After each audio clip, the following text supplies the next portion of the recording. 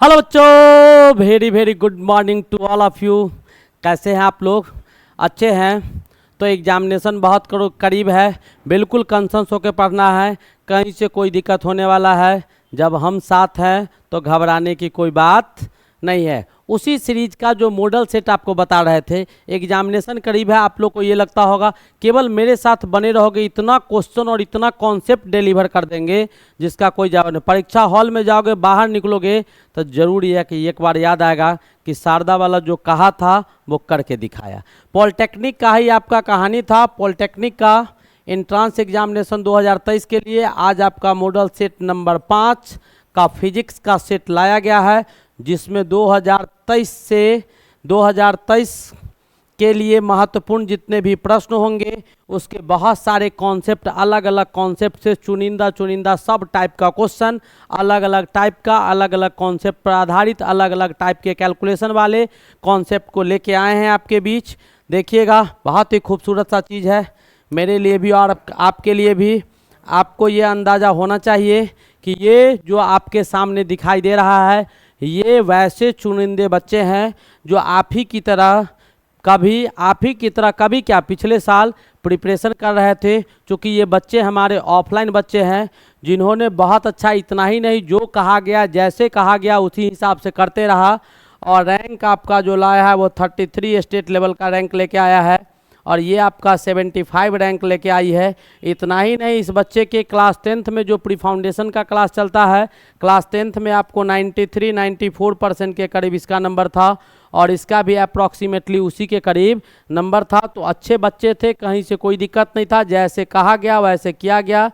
नाम देखिए, नाम भी है संस्कृति संस्कार से भरा हुआ है और इसका नाम हिमांशु है। हिमालय पर्वत की तरह बिल्कुल अडिग बच्चा है। ठीक है, चलिए आगे बढ़ते हैं। अब आगे क्या कहता है कि आज जो हम आप लोग को फिजिक्स का क्लास लेने जा रहे हैं। फिजिक्स बेटा बहुत ही आसान विषय होता है, याद रखेगा। फिजिक्स से आसान कोई विषय होता ही नहीं है। अब तुमको पढ़ाया जाता है साइकिल कैसे चलता है, कोई दिक्कत नहीं, साइकिल उठावा चला के दिखाना दो। पूछा जाता है कि करंट कैसे फ्लो करता है, तो देखो ना, तार को जोड़ जाड़ के अपने समझ में आएगा कैसे फ्लो करता है। बच्चा नाचता कैसे है, साइकिल स्लिप कैसे करता है। इसका एग्जाम्पल बेटा भौतिक प्रोसेस, ऐसे प्रोसेस होते हैं जो आपको पेपर फाड़ते हैं। जैसे मान लो ये कलम है, इसको अगर हम तोड़ दे तो क्या मिलेगा? कलम ही तो रहेगा, कलम का ही टुकड़ा होगा ना, बिल्कुल दिखाई देगा, कहीं से कोई दिक्कत नहीं। फिर इसको जोड़ भी सकते हैं। तो फिजिकल प्रोसेस जो होते हैं वो पारदर्शी प्रोसेस होता है और बहुत सारे इसके सारे एग्जाम्पल आपको आराम से मिल जाएंगे। न्यूटन का नियम पढ़ रहा है, आइंस्टीन का नियम पढ़ रहा है, E = mc², ग्रेविटेशन का नियम पढ़ रहा है, मैकेनिक्स का नियम पढ़ रहा है, ऑप्टिक्स का नियम पढ़ रहा है, डायनेमेटिक्स का नियम पढ़ रहा है। अलग अलग टर्म, अलग अलग लॉ, किरचॉफ्स का लॉ, लेंज का लॉ, माइकल फैराडे का नियम, ये नियम वो नियम, जितना पढ़ते हैं सारा का पारदर्शी एग्जाम्पल आपके सामने आराम से मिल जाता है। केमिस्ट्री में थोड़ा दिक्कत होता है, मैथ थोड़ा सेंसिटिव चीज़ है। सेंसिटिव क्या है? कैलकुलेशन जिसका बेस्ट होगा, कॉन्सेप्ट पर पकड़ होगा, उसके लिए तो बहुत आसान है, उससे अच्छा कोई विषय ही नहीं है। चलिए आगे बढ़ते हैं।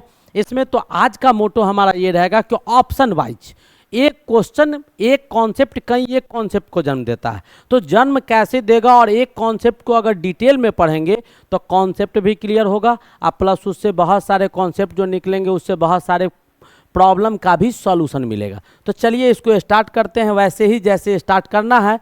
जैसे पहला क्वेश्चन आपको कहता है कि हीरे में, किसमें? हीरा में। नाम सुना होगा, बहुत अच्छा चीज़ होता है, बहुत अच्छा चीज़ होता है हीरा। कार्बन का एलोट्रॉप्स होता है, कार्बन का एलोट्रॉप्स होता है, बहुत हार्ड सब्सटेंस होता है, बहुत ही कठोर होता है, आसानी से उसको तोड़ नहीं सकता है। जितना कठोर होता है उतना ही ज़्यादा कीमती भी होता है। ठीक है, चमकता है, क्यों चमकता है? वो सब फ्लोरिसेंस के कारण होता है, ये पहले भी समझाए हैं। फ्लोरिसेंस जिसमें टीवी में स्क्रीन आता है तो इसका भी चमक उसी के कारण होता है।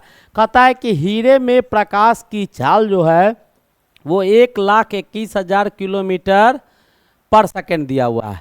अपवर्तनांक यानी रिफ्रैक्टिव इंडेक्स म्यू का मान पूछ रहा है बेटा, और वायु में, हवा में जो प्रकाश का वेग है वो आपका दिया है 3 × 10⁸ मीटर पर सेकेंड। तो रिफ्रैक्टिव इंडेक्स पूछ रहा है। रिफ्रैक्टिव इंडेक्स हम पहले भी बताएं, यूनिट लेस क्वांटिटी होता है, आगे हम चर्चा करेंगे। तो रिफ्रैक्टिव इंडेक्स बराबर क्या होगा? Velocity of light in air, किस में?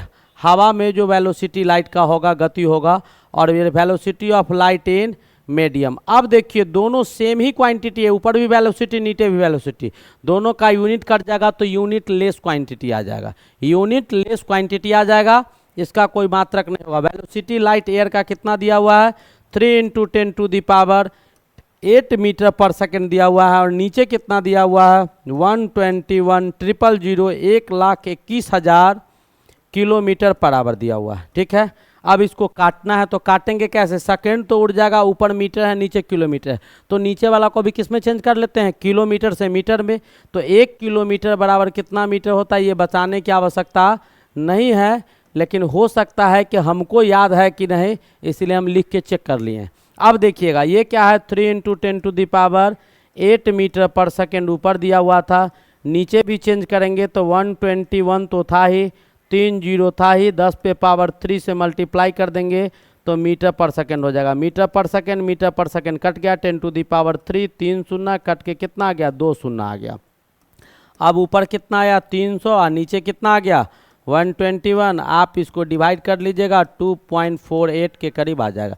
यूनिट नहीं होगा, कौन सा ऑप्शन होगा बेटा, तो 2.48। बहुत आसान क्वेश्चन था ये रिफ्रैक्टिव इंडेक्स का, इसमें कुछ था नहीं, ऑप्शन का तो कोई कहानी नहीं है। रिफ्रैक्टिव इंडेक्स क्या होता है, तो किसी भी मीडियम के डेंसिटी को शो करता है, किसको शो करता है, घनत्व को दिखाने का काम करता है। वैसे रिफ्रैक्टिव इंडेक्स क्या होता है, एक चीज़ हम और आपको समझा दे तो समझ में आ जाएगा। रिफ्रैक्टिव इंडेक्स क्या होता है, एक ऐसा प्रॉपर्टी होता है किसी भी मीडियम का, जिस प्रॉपर्टी के कारण उस मीडियम से लाइट जो चलेगा वो किस गति से चलेगा वो मीडियम डिसाइड करता है, न कि आप डिसाइड कीजिएगा। आप अगर प्रकाश है और किस वेग से चलेंगे किस माध्यम में, वो आपका माध्यम का रिफ्रैक्टिव इंडेक्स बताएगा, न कि आप खुद डिसाइड कर लीजिएगा। ठीक है, समझ में आ गया होगा। नेक्स्ट क्वेश्चन देखिएगा क्या कहता है, निम्न में से किस सिद्धांत पर, किस प्रिंसिपल पर आपका ट्रांसफार्मर काम करता है।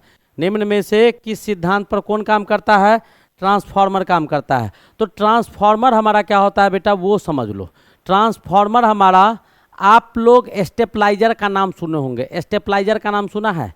स्टेपलाइजर पहले रहता था टीवी के बगल में, कान ऐंठने वाला लगल रहता था, वोल्टेज कम रहता था तो खूब ऐंठता था, उसको लो बढ़ाने के लिए ज़्यादा रहता था तो कान उल्टा ऐंठता था, खूब क्या करता था, ऐंठते रहता था, क्या है, वोल्टेज घटाने के लिए।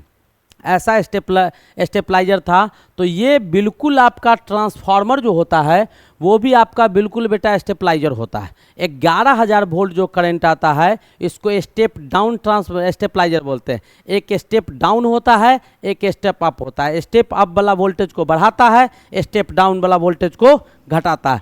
अब क्या कहता है, निम्न में से किस सिद्धांत पर आपका ट्रांसफार्मर काम करता है। This is called step down stabiliser. इसको क्या कहा जाता है, स्टेप डाउन स्टेपलाइजर कहा जाता है। स्टेपलाइजर जो होता है जानते होंगे।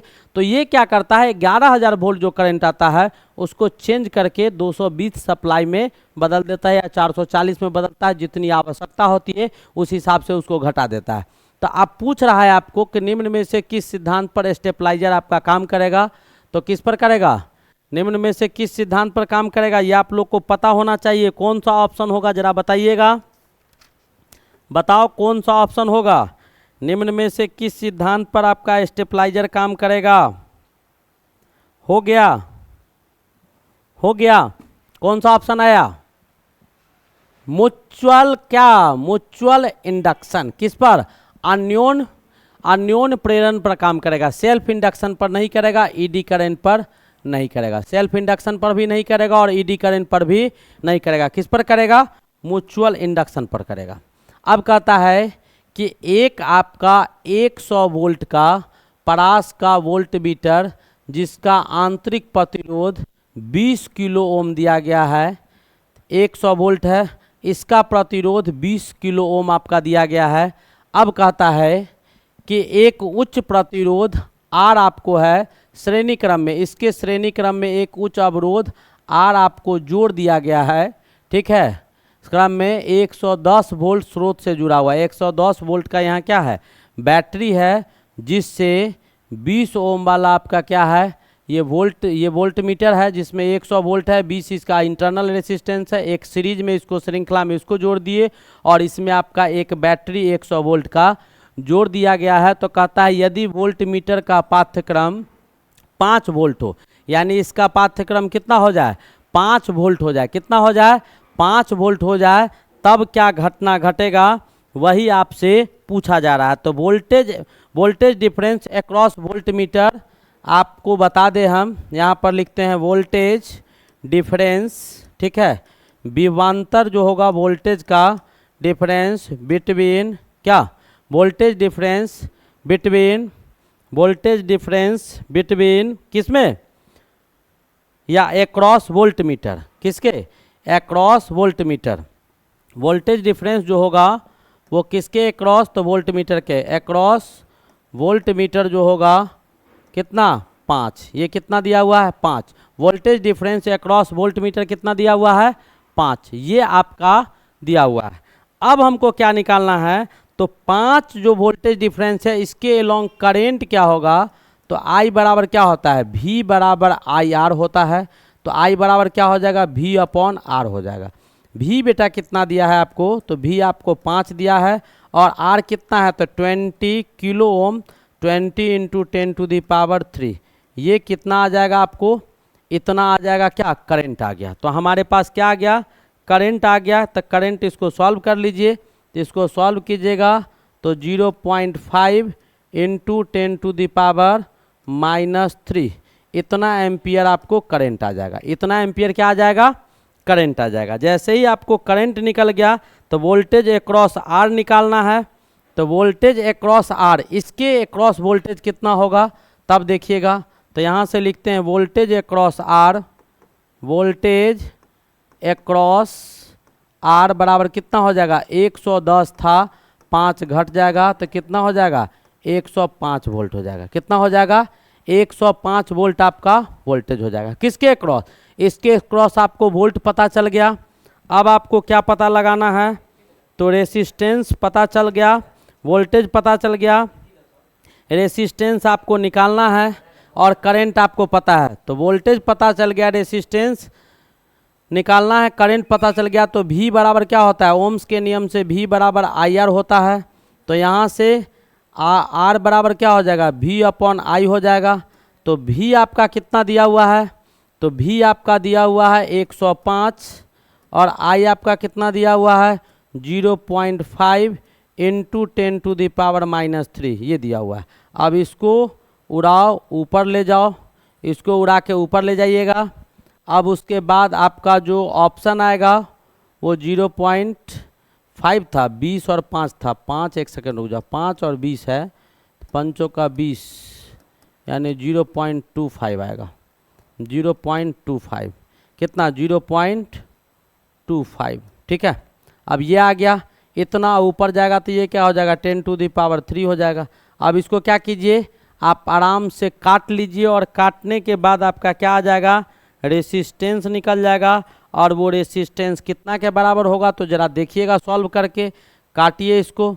तो ये तो आपका ऊपर हम यहीं पे ले गए हैं, गलती किए हैं, यहाँ पर नहीं ले जाना है, इसको अगले स्टेप में सॉल्व करेंगे। अब देखिए क्या आ गया, उसको ज़रा ध्यान से देखिएगा। तो ये आपका 25 से इसको उड़ाइएगा तो ऊपर 10 आ गया, ठीक है। इसको भी हटाओ, इसको अभी ज़रूरत नहीं है। 25 से काटो तो 25 चौका 100, 25 दूनी 50, 42 आ गया। अब ये आपका कितना हो गया, तो 42 गुने 42 की 420, 420 गुने 10⁻³ इतना ओम हो गया। तो 420 10⁻³ इसको किलो ओम में बदल लीजिए तो आपका कितना हो गया 420 किलो ओम। है कहीं ऑप्शन, है सर, बिल्कुल सही बात। हमने क्या किया कि 5 वोल्ट था, ये आपको दिया हुआ था, इंटरनल रेसिस्टेंस 100 वोल्ट था। आपको पूछ रहा है कि R श्रेणी क्रम में यदि वोल्ट मीटर का पाठ्यक्रम, ये जो वोल्ट मीटर आपका यहाँ लगा हुआ है बेटा, ये इसका पाठ्यक्रम 5 वोल्ट हो तब हम करंट निकाल लिए। इंटरनल रेसिस्टेंस इसका वोल्टेज 5 दिया हुआ था, रेसिस्टेंस आपका 20 किलो ओम था। यहाँ से हमने क्या किया, करंट को निकाल लिया। करंट पता चल गया 5 ओम इसका है, टोटल 110 वोल्टेज है तो 5 इसका, तो बचा कितना 105 वोल्टेज निकल गया। करंट दिया हुआ था, R निकाल दिए। आया समझ में कि नहीं आया? बहुत ही आसान क्वेश्चन था और ऑप्शन में तो है, अंक है, तो क्या बताएं। अब क्या कहता है कि लेंज का नियम, किसका नियम, लेंज का नियम जो है, लेंज के नियम द्वारा दिशा निर्धारित की जाती है। लेंज का नियम जो होता है वो बेटा इंड्यूस्ड करंट का दिशा बताता है। किसका, करंट का नहीं बताता है। करंट का दिशा निकालते हैं किसके, किसके नियम से, तो फ्लेमिंग्स के लेफ्ट हैंड रूल। ये करंट, ये करंट, ये current, magnetic field, magnetic field, तो ये फोर्स को दिखाएगा। किसको दिखाएगा, फोर्स को दिखाएगा। यहाँ पर पूछ रहा है हमको कि लेंज का नियम जो होता है वो किसको दिखाता है, तो आपको इंड्यूस्ड करंट के दिशा को दिखाता है। किसके दिशा को दिखाता है, induced current in the circuit. Potential difference जानते हैं, दो पॉइंट के बीच के पोटेंशियल का जो अंतर होता है उसी को पोटेंशियल डिफरेंस कहा जाता है। इलेक्ट्रिक पोटेंशियल भी आपको सिखा दिए हैं कि किसी एक आवेश को एक जगह से दूसरे जगह जब हम ले जाते हैं तो हमारे द्वारा जो कार्य किया जाता है वह उस आवेश के लिए उस बिंदु से उस बिंदु तक क्या होगा, वैद्युत विभव होगा। क्या होगा, वैद्युत विभव होगा। ये भी जान गए, इनमें से कोई नहीं। करंट इन द सर्किट आप जानते ही हैं करंट क्या होता है। नेक्स्ट देखिए क्या कहता है, सही संबंध है। कार्य बराबर क्या होता है, W बराबर Fs, इससे पहले भी बताए हैं। वर्क बराबर क्या होता है, बल गुने विस्थापन। वर्क बराबर कार्य बराबर फोर्स गुने डिस्प्लेसमेंट, बल गुने विस्थापन होगा। अब देखिए क्या कहता है, जब एक समान अनुप्रस्थ काट, आपका अनुप्रस्थ काट यानी क्या, cross sectional area, cross sectional area जो है वो आपका A दिया हुआ है, लंबाई L दिया हुआ है, प्रतिरोध R दिया हुआ है, के तार को वृत्तानुकार आकृति में मोड़ दिया जाता है। यानी कोई वायर है जिसका क्रॉस सेक्शनल एरिया आपका A दिया हुआ है, उसके बाद आपका लंबाई जो है वो L दिया हुआ है और रेसिस्टेंस जो है वो R दिया हुआ है। ये तीन चीज़ दिया हुआ है। अब कहता है कि उस तार को घुमाकर, तार मोटा कितना है, ए सेंटीमीटर या मीटर, जो सेंटीमीटर या मिलीमीटर स्क्वायर होगा, लेंथ L दिया हुआ था, R दिया हुआ है। अब कहता है कि इस तार को किस में बदल दिया गया है, वृत्त में बदल दिया गया है। ठीक है, जब हम बेटा वृत्त में बदलेंगे तो पूछ क्या रहा है, तो इसके व्यास के सिरों पर स्थित दो बिंदु, व्यास के सिर पर दो बिंदु, यानी एक आपका ये बिंदु हो गया और दूसरा ये बिंदु होगा, ये इसका डायमीटर हो गया। ठीक है, अब कहता है कि दो बिंदुओं का मध्य प्रतिरोध क्या होगा। ये दो बिंदुओं के मध्य जो है यानी इनके एलोंग आपका प्रतिरोध क्या होगा, तो ये बेटा किस में कनेक्शन हो गया, तो ये पैरेलल में कनेक्शन हो गया। ये किस में कनेक्शन हो गया, तो पैरेलल में, समानांतर जुड़ गया। किस में जुड़ गया, पैरेलल कनेक्शन हो गए। अब जब पैरेलल कनेक्शन हो गया तो पैरेलल कनेक्शन में जो रेसिस्टेंस होगा तो पूरा का कितना आता है 2πr, तो आधा में कितना बढ़ जाएगा, आधा में कितना हो जाएगा 2πr बटा 2, 2πr बटा 2, आधा में रेसिस्टेंस कितना हो जाएगा R डैश जो है रेसिस्टेंस प्रत्येक सेमी सर्कल का, तो लिखते हैं रेसिस्टेंस, रेसिस्टेंस अवरोध जो है ऑफ ईच सेमी सर्कल, प्रत्येक अर्ध वृत्त का जो क्या होगा, प्रत्येक अर्धवृत्त का जो अवरोध होगा वो आपको कितना आ जाएगा, तो πr/2 के बराबर आ जाएगा। किसके बराबर आ जाएगा, πr कहते हैं, πr के बराबर आ जाएगा और यही आपका r/2 के बराबर हो जाएगा। किसके बराबर हो जाएगा, r/2 के बराबर हो जाएगा। किसके बराबर, r/2 के बराबर। चूँकि बोथ सेमी सर्कल पैरेलल है एक दूसरे को, तो यहाँ से लिखेंगे, फिर इस साइड आ जाते हैं, लिखेंगे सिंस, चूँकि बोथ सेमी सर्कल, दोनों का दोनों अर्धवृत्त जो है circle are parallel to each other, एक दूसरे के समानांतर है, एक दूसरे के क्या है, समानांतर है, तो 1/r इक्विवेलेंट जो होगा वो 1/r1, यानी 1/r1, r1 के जगह पर वो r है तो r डैश इसको मान लेते हैं। ठीक है, तो 1/r1 प्लस 1/r2 के बराबर होगा।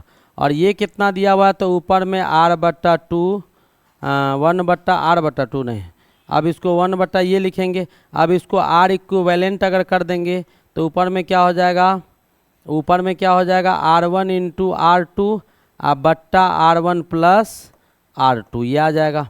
अब यहाँ से r बराबर कितना दिया हुआ है, r/2, तो यहाँ डाल दीजिए r/2 गुने r/2, यहाँ आ जाएगा। नीचे में जोड़िएगा r/2 तो 2r/2 आ जाएगा। 2 से 2 कट गया, एक r से एक r कट गया, बचा कितना r/4।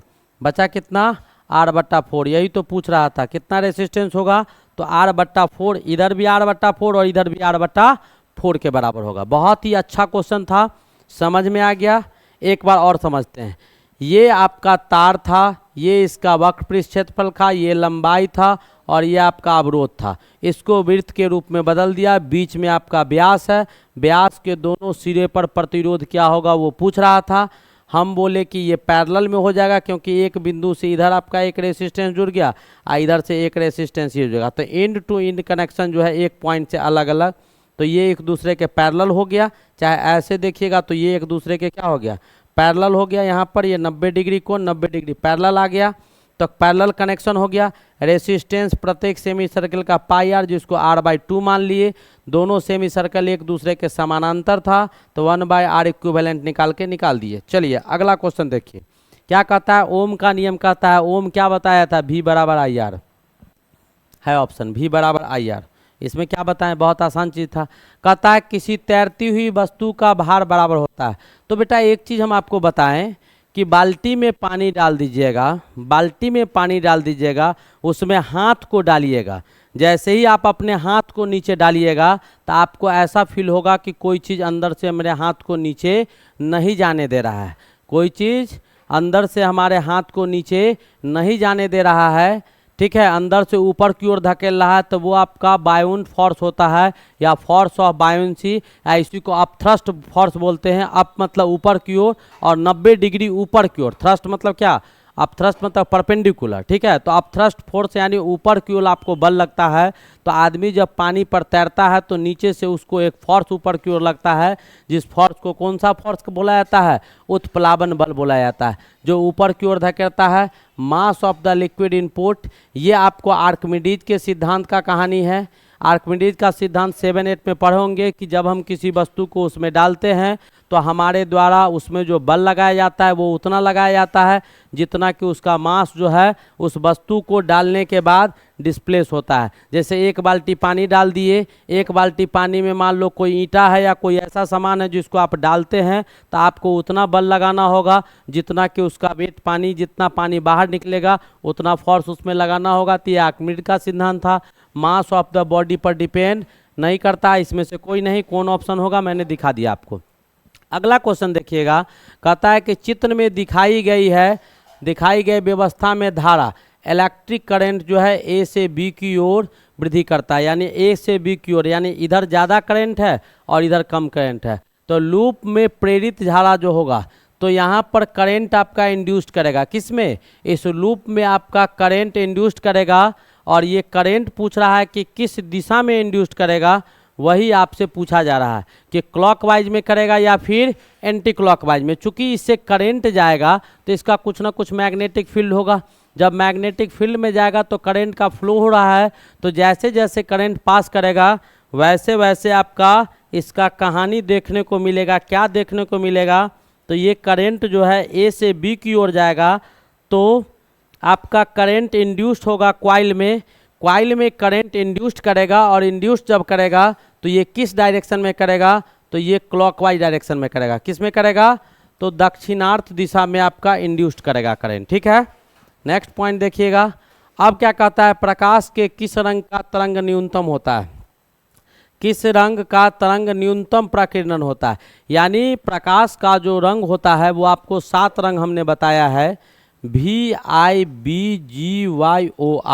विग्योर, और हमने आपको दिखाया भी है। वैसे लाइट तो खूब पढ़ाए हैं हम आप लोग को पता होगा, इसमें दिक्कत नहीं होना चाहिए। वाइट लाइट के पास 7 कलर होता है और ये क्या सब होता है, ये आपका स्पेक्ट्रम बन गया।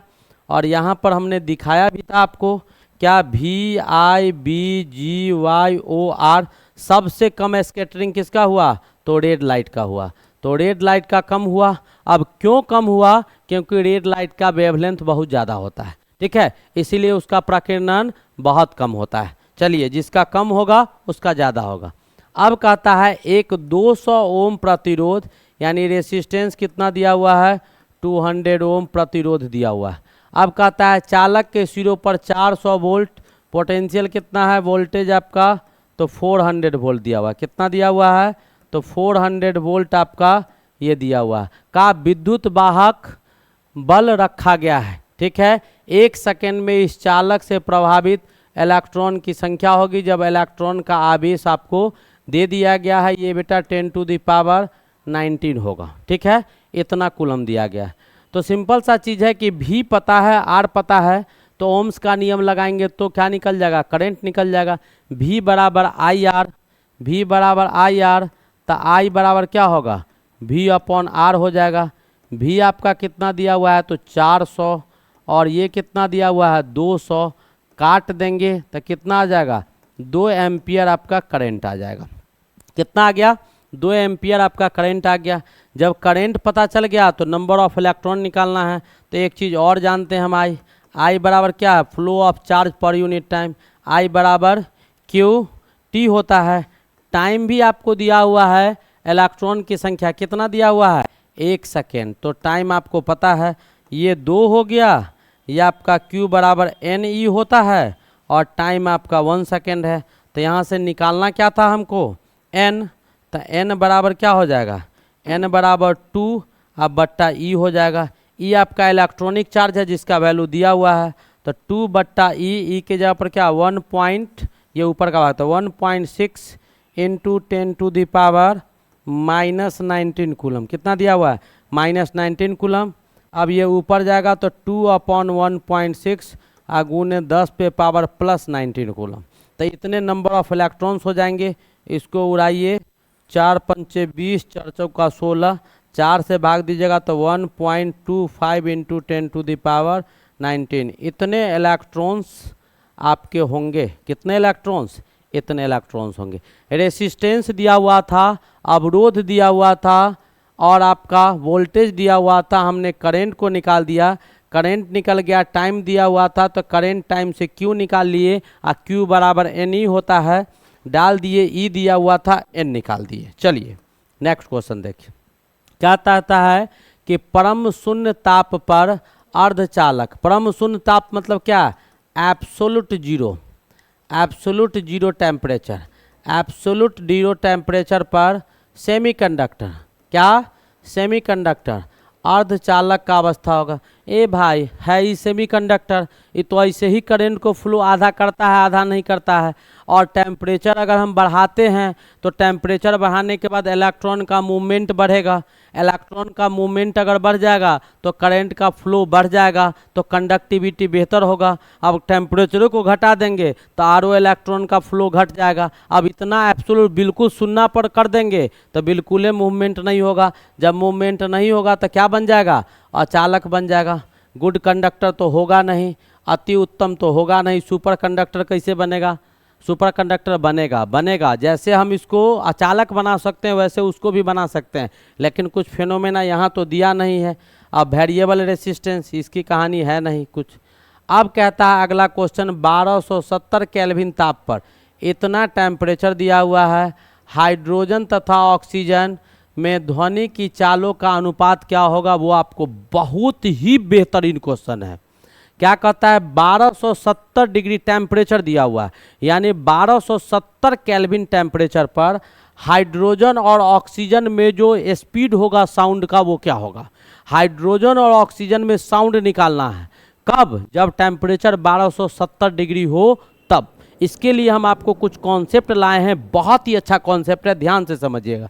क्या कहता है, velocity of sound in air, air में जो साउंड का वेलोसिटी होता है जिसको हम भी माने हैं, वो बेटा √under gamma R T upon M के बराबर होता है, gamma R T upon M के बराबर होता है। अब कहता है चूंकि हाइड्रोजन हमारा डाइवैलेंट है, H2 के फॉर्म में पाया जाता है, क्योंकि सिंगल इलेक्ट्रॉन होते हैं तो एगो इलेक्ट्रॉन अकेले रहेगा तब तो एगो इलेक्ट्रॉन ही व्याकुल रहेगा, दूगो रहेगा तो ये आपस में बॉन्ड बना लेगा, शेयर करके तो अस्थायी हो जाएगा। ऑक्सीजन का भी वही कहानी है, लास्ट कक्षा में 6 गो इलेक्ट्रॉन है, 2 गो लेने के लिए पागल हो रहता है, तभी क्या करेगा दूसरा ऑक्सीजन से इसका 2 गो इसका 2 गो मिला के 2 गो बॉन्ड बना लिया, तो 6 गो इसका ऑलरेडी था, ठीक है, और ये 2 गो मिल गया तो 8 गो इसका हो गया।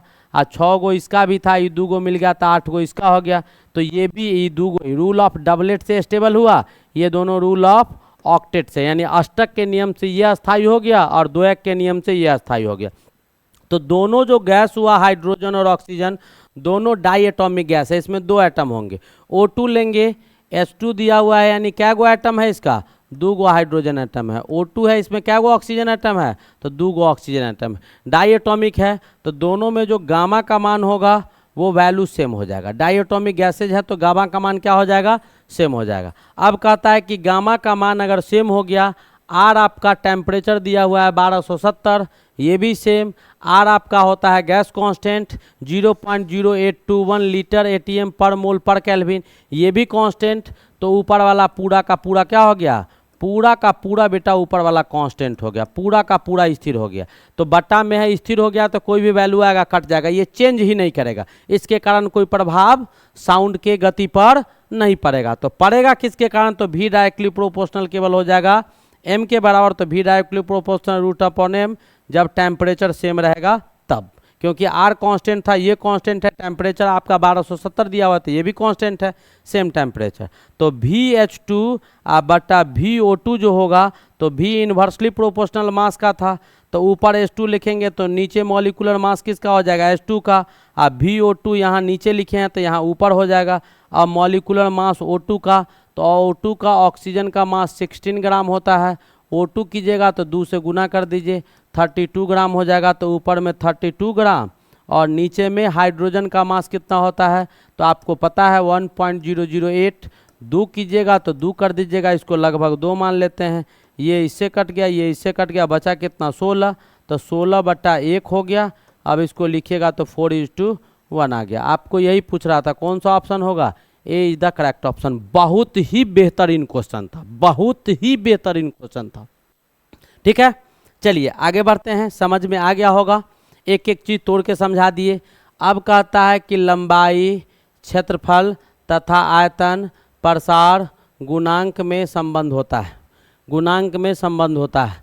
तो ये आपका थोड़ा सा इंग्लिश वाले के लिए हम समझा दे इस क्वेश्चन को लिख के कि कोफिशिएंट ऑफ, जो आपका दिया हुआ है क्वेश्चन, बहुत ही खूबसूरत सा क्वेश्चन था।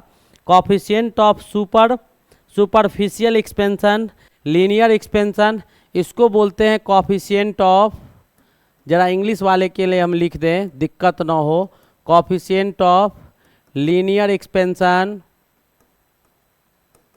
और ये आपका कोफिशिएंट ऑफ एरियल एक्सपेंशन और कोफिशिएंट ऑफ सुपर एक्सपेंशन या वॉल्यूम 3D वाला होगा। तो कोफिशिएंट ऑफ पहला वाला जो होता है कोफिशिएंट, तो इसको बेटा हम लोग अल्फा से रिप्रेजेंट करते हैं, इसको बीटा से रिप्रेजेंट करते हैं और इसको गामा से रिप्रेजेंट करते हैं। और बीटा जो होता है वो आपको 2 अल्फा के बराबर होता है और गामा जो होता है वो आपको 3 अल्फा के बराबर होता है।